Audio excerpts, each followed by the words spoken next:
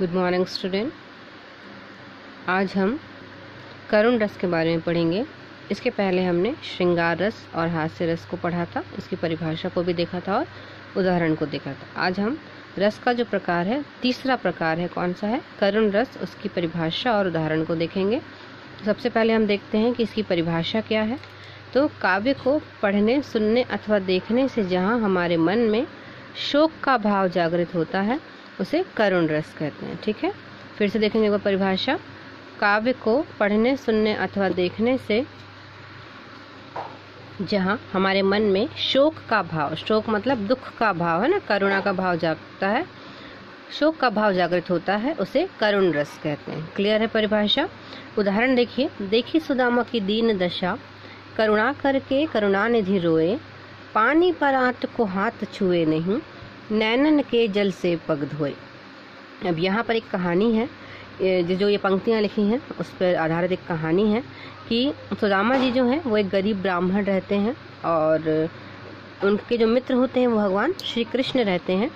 तो जो उनकी पत्नी, सुदामा जी की पत्नी कहती हैं कि जाइए आप अपने मित्र से जाकर मिलिए और कुछ मांगिए, मतलब यदि आप उनसे मांगेंगे वो तो भगवान है, उनके पास सब कुछ है, तो वो आपको दे देंगे। तो सुदामा जी ने कहा नहीं नहीं, कृष्ण जो है वो मेरे भगवान भी हैं, मेरे मित्र भी हैं, लेकिन मैं उनसे कुछ भी नहीं मांगूंगा। तो उनकी पत्नी बोलती है ठीक है, अच्छा नहीं मांगना, लेकिन आप मिल तो आइए जाकर। तो सुदामा जी कहते हैं ठीक है, मैं मिलने चला जाता हूँ भगवान श्री कृष्ण से, अपने मित्र से, लेकिन मैं कुछ मांगूंगा नहीं। और अब जब वो मिलने जाने लगते हैं किसी भगवान श्री कृष्ण से, तो उनके पास, वो इतने गरीब होते हैं कि उनके पास कुछ उपहार में ले जाने के लिए नहीं रहता। तो उनकी पत्नी क्या करती है, सुदामा जी की पड़ोस में जाती हैं और थोड़ा सा चावल, 2-4 मुट्ठी चावल ले आती हैं।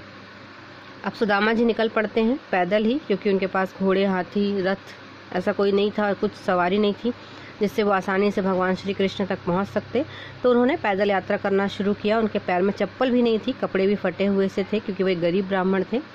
अब कुछ दिन उन्होंने पैदल चलते चलते चलते जब वो भगवान श्री कृष्ण के द्वार पर पहुँचे, दरवाजे पर पहुँचे, तो पहले तो द्वारपाल ने, मतलब जो वॉचमैन रहता है, जो द्वारपाल रहता है, उसने क्या किया, सुदामा जी ने कहा कि मुझे मेरे मित्र कृष्ण से मिलना है। तो जो द्वारपाल था वो तो हंसने लगा देखकर सुदामा जी को, क्योंकि जो उनकी हालत थी वो बहुत फटे हाल थी। उनके कपड़े फटे हुए थे, पैरों में चप्पल नहीं थी, पैरों में कांटे चुभने की वजह से खून निकल रहा था, है ना। तो द्वारपाल ने हंसा और कहा कि कृष्ण और तुम्हारे मित्र हो ही नहीं सकता। सुदामा ने कहा वो मेरे बचपन के मित्र हैं, आप बाल सखा हैं वो मेरे, आप जाके बता दीजिए कि सुदामा आए हैं। ठीक है, पहचानेंगे तो ठीक, नहीं तो मैं वापस चला जाऊंगा।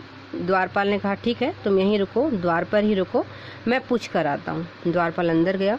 भगवान श्री कृष्ण से उसने बताया कि एक फटेहाल ब्राह्मण आए हैं द्वार पर, जो आपको अपना मित्र बता रहे हैं। कृष्ण ने कहा कि नाम क्या है उनका? तो उन्होंने पूछा, उन्होंने बताया कि सुदामा।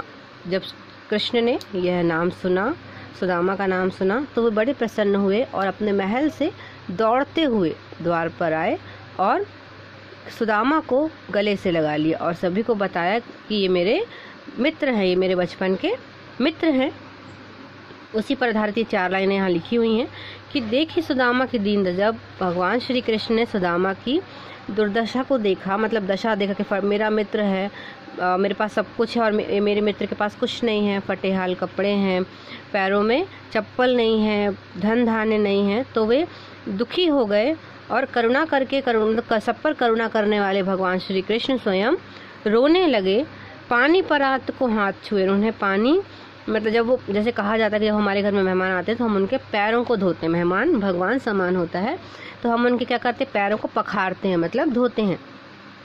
तो जब श्री कृष्ण ने सुदामा को अंदर लेकर आए, उन्हें बिठाया और उनके पैरों को धोने के लिए जल मंगाया, तो ऐसा कहा जाता है कि कृष्ण जी इतने रोए कि पानी परात को हाथ, उन्होंने जो परात में जो धोने के लिए पानी लाया गया था पैर धोने के लिए, उन्होंने उसको नहीं लिया, बल्कि अपने नैनन के मतलब आँखों के जल से, क्या होगा आँख के जल, आंसू से उनके पगों को धोया था।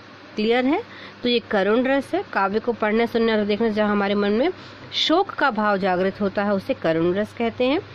उदाहरण के लिए आपको अर्थ नहीं लिखना है, ना कि कोई कहानी लिखनी है। यदि आपको एग्जाम में आता है कि करुण रस का की परिभाषा और उदाहरण लिखिए, तो आपको करना क्या है, आपको परिभाषा लिखनी है और उदाहरण की ये 4 पंक्तियाँ लिखनी है। इसका अर्थ आपको नहीं लिखना है। क्लियर है?